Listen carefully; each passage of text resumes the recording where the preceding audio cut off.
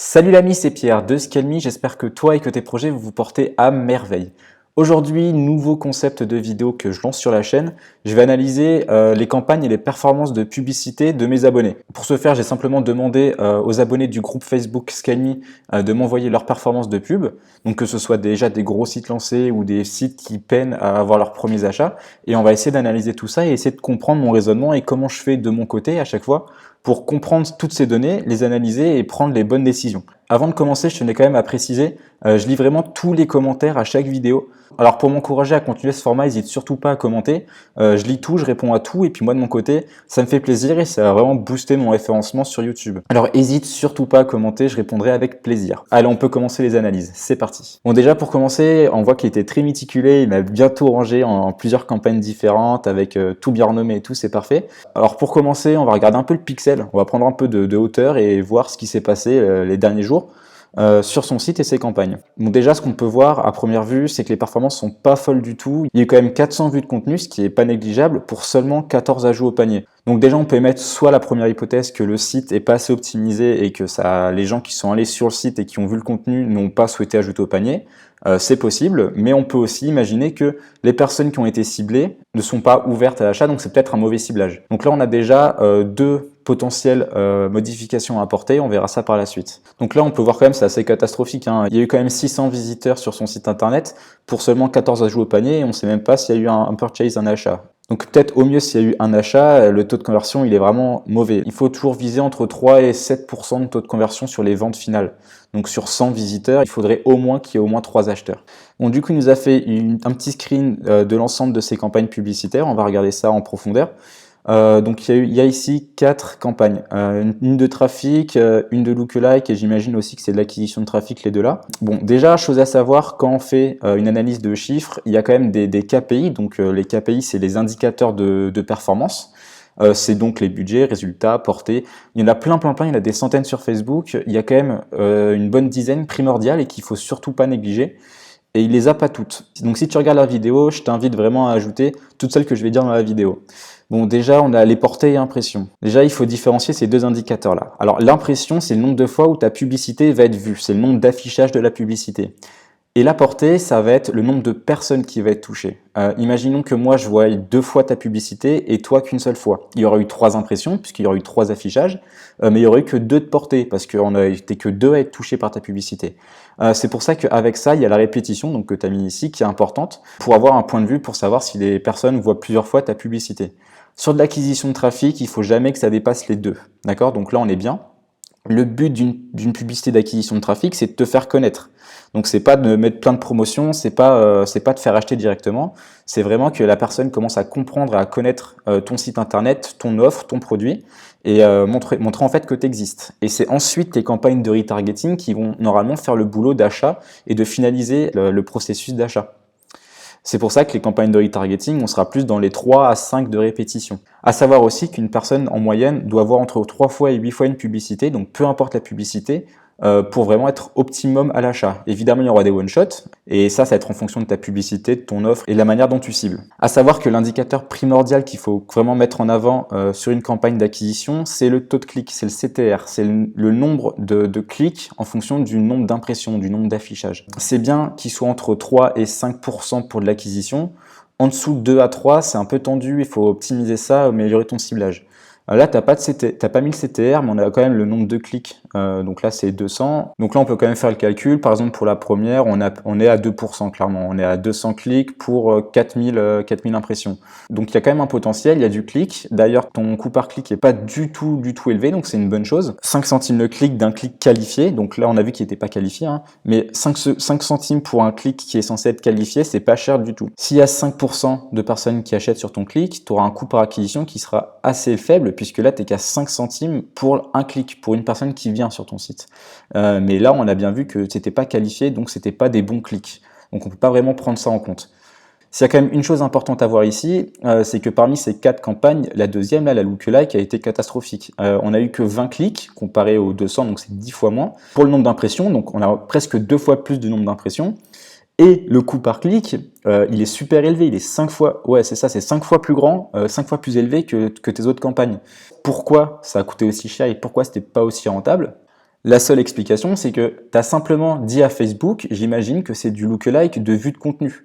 Tu as dû dire à Facebook, ça c'est les personnes qui voient mon contenu, c'est les personnes qui pourraient être intéressées pour acheter, et tu as dit à Facebook, tiens, trouve-moi des personnes similaires à ces personnes, donc une audience encore plus large. Et comme ton vue de contenu, il est ultra froid, il n'est pas du tout qualifié, puisqu'il y a t'as presque pas d'ajout au panier ni d'achat, tu as clairement balancé ton budget dans le vent en te donnant des mauvaises données à Facebook. Donc ça, c'est vraiment très très risqué de faire du lookalike de vue de contenu si de base tes premières campagnes d'acquisition de trafic sont pas au point.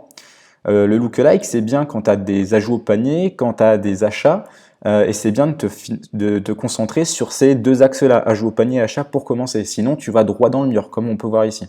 Donc là, comme on a vu au début, soit il y a un souci au niveau du site qui ne convertit pas, donc c'est au niveau du contenu du site qui est mauvais et qui ne donne pas envie à l'acheteur de passer à l'action, soit on a un problème de mismatch entre le ciblage qu'il a fait et l'offre qu'il a faite.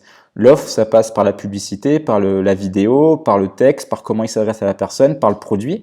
Et si ça ne matche pas du tout avec son ciblage, il y a de fortes chances que la personne derrière va pas acheter. Déjà, on va voir si le problème vient du site ou pas. On va aller sur le site internet. T'inquiète pas, je vais flouter le nom et l'adresse et on va regarder ça tout de suite. Ok, donc là on est sur un briquet. Bon, concrètement, déjà il est encore en .my Shopify, ton site, il n'y a pas d'URL. Et ça, si tu n'achètes pas de nom de domaine, clairement, tu vas faire presque pas de vente, ça casse toute crédibilité. Il faut obligatoirement un nom de domaine si tu veux vendre. Je vais pas faire une analyse du site, mais le thème pour moi, il est vraiment basique. Il y a quand même, je pense, capacité de s'amuser un peu. Là, à ta place, j'aurais clairement mis une belle image, un truc qui... Là, c'est beaucoup trop simple. Il est trop vide, il manque de vie. Alors, il y a une différence entre un site simple et un site épuré. Là, c'est vraiment ça ce qui manque sur le site. Je pense là, on est sur la landing page et il manque beaucoup de choses. Il manque les avis. On va regarder la vidéo, voir si on a assez de données. Mais là, il n'y a pas de vidéo explicative. Et j'imagine que c'est un monoproduit. On va regarder ça tout de suite. Ouais, c'est un monoproduit. Donc là, il manque de vie dans ton site. Déjà, le nom de domaine, c'est la base. Change-moi ça, mets un vrai nom de domaine. Il manque une marque. Pourquoi pas floquer ton logo? Pourquoi mettre un beau packaging? Là, c'est vraiment, ça donne pas envie. Ça donne vraiment pas envie. Là, quand on arrive sur le site, moi, j'ai pas envie d'acheter. Il faut vraiment que tu cibles parfaitement. Et si c'est pas le cas, tu feras vraiment presque pas de vente. Malgré ça, il y a quand même quelques bons points sur le site, hein, mais je vais pas faire une analyse complète du site pour te dire tout ce qui a changé. Mais les bases, déjà, c'est nom de domaine, change-moi ça, ajoute-moi des avis, un peu de vie dans ce site et ça convertira déjà un peu mieux. Bon, on va surtout se concentrer sur la publicité, la première campagne. On va regarder ça. Ok, donc déjà, il nous a fait des belles captures d'écran de son ciblage. Bon, il y a beaucoup de personnes qui me demandent à chaque fois en MP ou en coaching, est-ce que c'est bien si je cible une première audience à 5, 6 millions, 8 millions? Clairement, on s'en moque, c'est super large. Je crois que vous comprenez pas que 6 millions de personnes, déjà, vous aurez jamais le budget pour les atteindre, c'est démentiel. Et surtout, moi je trouve ça extrêmement large. Évidemment qu'il y aura des personnes sur les 6 millions qui voudront l'acheter ton produit. Après, c'est tellement large que évidemment qu'il y aura jamais 6 millions de personnes qui auront potentiellement envie de l'acheter. Ce que je veux dire, c'est que plus tu vas rajouter des critères dans ton ciblage sur Facebook, plus ça va te coûter cher. Mais par contre, plus ton ciblage il sera précis et potentiellement tu auras des personnes plus aptes à acheter ton produit. Alors c'est un juste milieu à trouver, mais là pour moi c'est extrêmement large. On va voir par la suite si c'est vraiment trop large ou pas. Pour moi c'est pas pour l'instant un bon ciblage pour la première acquisition de trafic. Sur une première offre d'acquisition, on a envie de se faire connaître. On n'a pas envie directement de pousser, de donner toutes tes cartes sur la table. Là tu t'offres déjà 35% de remise, tu mets déjà un peu d'urgence. Il faut pas faire ça. Ça, tu gardes ça pour ton retargeting. Là, pour l'instant, on veut cibler les bonnes personnes qui ont envie d'acheter. Donc moi, je te déconseille de mettre ça, de mettre plus en avant un peu ton produit, de mettre plus en avant ton produit, ses caractéristiques, et puis vraiment de montrer que ça peut potentiellement intéresser la personne qui va voir. Donc moi, je déconseille tout le temps de mettre des offres avec des moins 30, moins 35% dès le début. Ça, tu gardes ça pour du retargeting. Après, pourquoi pas mettre en avant les frais de port offerts. D'abord, tu vas vraiment vendre les bonnes caractéristiques de ton produit. D'accord? Sinon ici, bon, la base, tout le monde, on évite, on met juste résident. Tu mets résident en France, sinon il y aura tous les visiteurs, toutes les personnes qui sont temporairement situées en France géographiquement parlant, qui seront ciblées. Et ça, c'est pas tes acheteurs potentiels, ça peut être tout le monde, ça peut être des Africains, ça peut être des Asiatiques, ça peut être des Américains qui viennent en France juste pour quelques jours, et ça t'intéresse pas, c'est pas ta cible. Donc tu mets toujours résident ici. Pareil, là sur cet ad-set, tu as ciblé que les hommes de 18 à 30 ans, pourquoi pas? Je sais pas ce que tu m'as fait avec le ciblage, pourquoi est-ce que tu cibles des personnes qui utilisent un smartphone ou des tablettes? C'est pas vraiment en relation. Alors, il y a beaucoup de personnes qui font ces erreurs de ciblage, c'est super important. Déjà, tu as quand même bien segmenté au niveau de l'âge, c'est une bonne chose. Pourquoi? Parce que j'ai beaucoup de personnes en coaching qui ciblent directement de 18 à 50 sur le même ad set, et qui mettent du coup la même publicité pour ces mêmes types de personnes. Il faut adapter sa publicité à sa cible, c'est la base. Là déjà c'est une bonne chose que tu es ciblé sur cette tranche d'âge. Par contre sur le ciblage avancé je suis pas du tout d'accord. Moi clairement pour vendre un briquet, c'est pas évident hein, de vendre un briquet. Concrètement ce que j'aurais fait c'est j'aurais essayé de cibler les fumeurs et en excluant ceux qui ont déjà un Zippo par exemple, parce que c'est déjà des personnes qui ont plus vraiment ce besoin là. Et peut-être pourquoi pas jouer sur ta publicité, parce que ce genre de briquet-là, c'est bien pour avoir une certaine preuve sociale. C'est intéressant, par exemple en soirée, si tu as un petit briquet sympa comme ça peut faire la différence. Donc pourquoi pas jouer dans ton annonce là-dessus, mais au niveau de ton ciblage, ça n'a rien à voir, et je pense que c'est pour ça que les personnes qui voient, donc tout le monde a un smartphone, donc potentiellement n'importe quel homme de 18 à 30 ans en France pourrait voir ta publicité, et pour moi, il n'y a même pas 5 ou 10% de cette personne-là qui serait apte et intéressée par ton produit. Donc grosse erreur au niveau du ciblage, fais attention, réfléchis bien à ça. Donc là, on va vraiment rentrer dans le vif du sujet, regarder sa publicité, son offre publicitaire, et voir ce qui va et ce qui va pas. Bon, déjà, on va regarder la vidéo. Il m'a dit que c'était la vidéo qu'il y avait sur son site internet. Alors, on va regarder ça.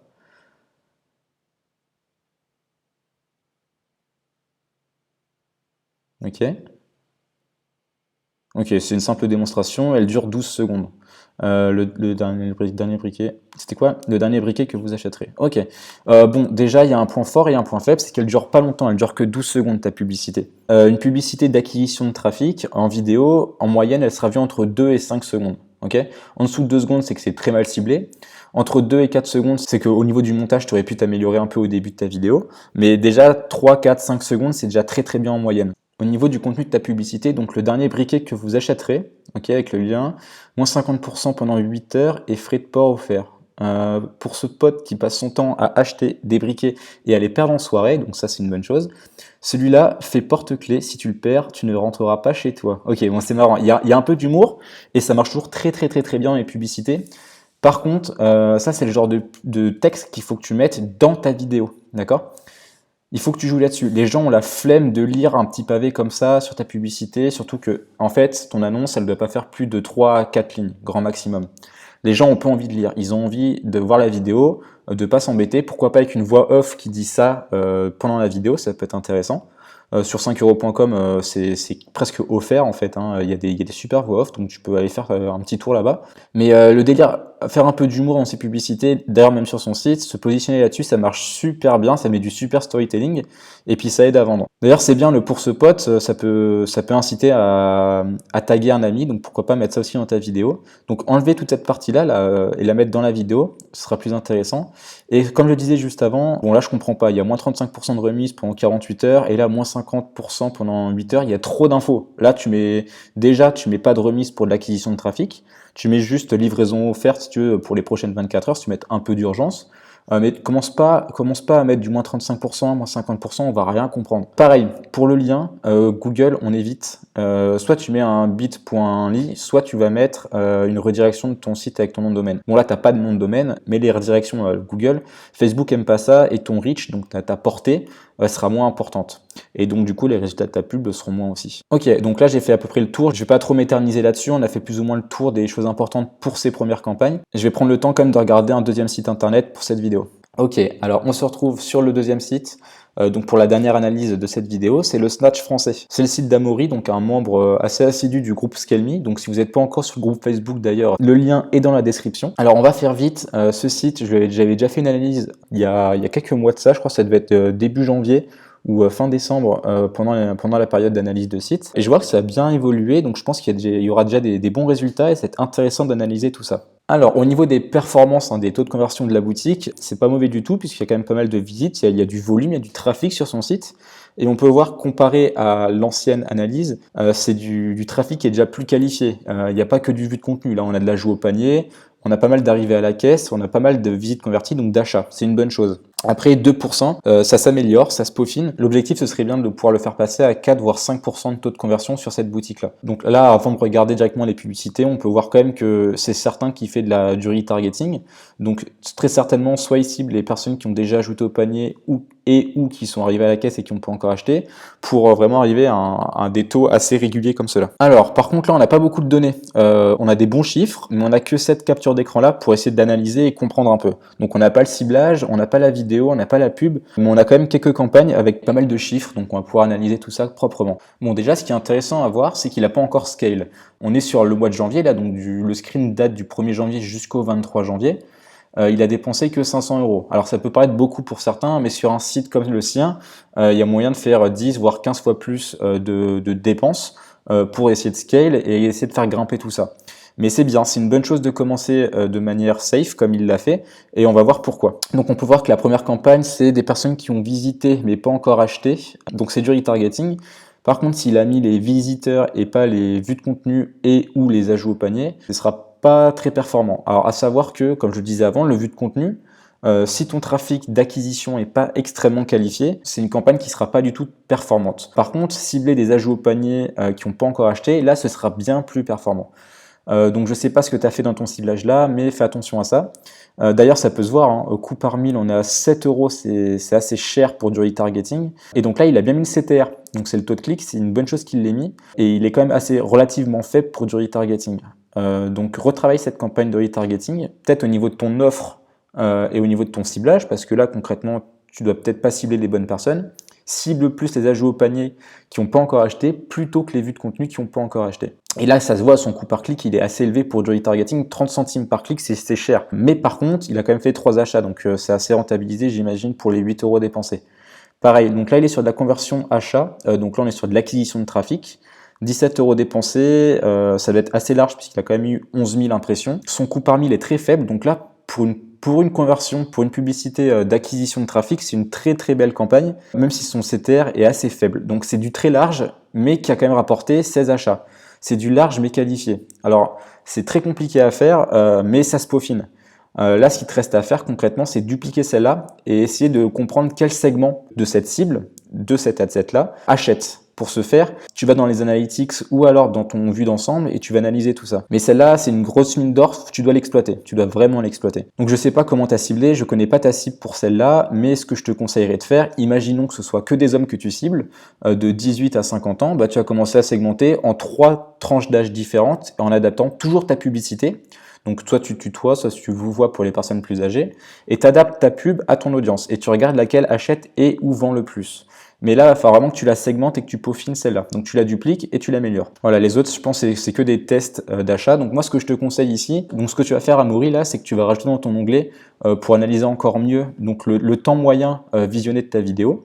Ça va te permettre de savoir soit si ton ciblage est bon, soit si ta vidéo est bonne, et donc du coup tu pourras plus segmenter et plus analyser. D'ailleurs moi je vous conseille de tous le rajouter ça, donc le CTR c'est la base, et si vous avez une vidéo en acquisition de trafic, rajoutez la durée moyenne de visionnage, c'est super important. Donc voilà, peaufine-moi celle-là, duplique-la et modifie les centres d'intérêt, et la première, essaie de faire une meilleure campagne de retargeting en visant vraiment que les ajouts au panier, donc comme on peut le voir ici, tu as quand même 340 ajouts au panier et que 90 visites, ça te fait quand même encore presque plus de 240, 250 clients potentiels que tu laisses partir. Alors cible bien proprement, et c'est à ce moment-là qu'il faut que tu mettes des grosses promotions, moins 30%, moins 20%. C'est sur ces campagnes ici qu'il faut vraiment que tu les achètes, il faut qu'ils achètent, d'accord? Bon, on a fait le tour pour cette première vidéo d'analyse. Je vais avoir du boulot au niveau du montage. Il me semble que j'ai filmé pendant presque 1 heure, donc je vais avoir du contenu. Mais c'est une bonne chose. Au moins, vous allez tous plus ou moins comprendre comment j'analyse et comment je réfléchis pour prendre les bonnes décisions. Dans tous les cas, si ce nouveau format il te plaît, n'hésite surtout pas à commenter sous cette vidéo et à me dire ce que tu en penses. Et puis surtout, si tu as envie que j'analyse tes performances de publicité, rejoins simplement le groupe Facebook et je ferai encore une fois une publication, une annonce, et tu n'auras rien qu'à commenter ou passer en privé pour m'envoyer tout ça. Sur ce, n'hésite pas à liker, à commenter, à activer la cloche et à t'abonner. On est de plus en plus nombreux sur la chaîne, comme d'habitude. Un grand merci à tout le monde de partager tout ça. D'ailleurs, rien à voir, mais je passe clairement la moitié de mon temps libre à travailler sur la nouvelle formation Google Ads qui va arriver peut-être fin février, début mars. Vous êtes de plus en plus nombreux à me la demander, surtout sur le groupe Facebook et en coaching. Donc elle arrive, elle sera très complète et elle sera abordable pour quasiment tout le monde. Donc ce sera une super bonne chose. J'ai vraiment super hâte de vous la présenter. En attendant, n'hésite surtout pas à commenter cette vidéo si ça t'a plu, si le nouveau concept, le nouveau format te plaît, à liker, à t'abonner si c'est pas déjà fait évidemment, et à activer la cloche. C'était Pierre de Scale Me, on se dit à la prochaine, bye.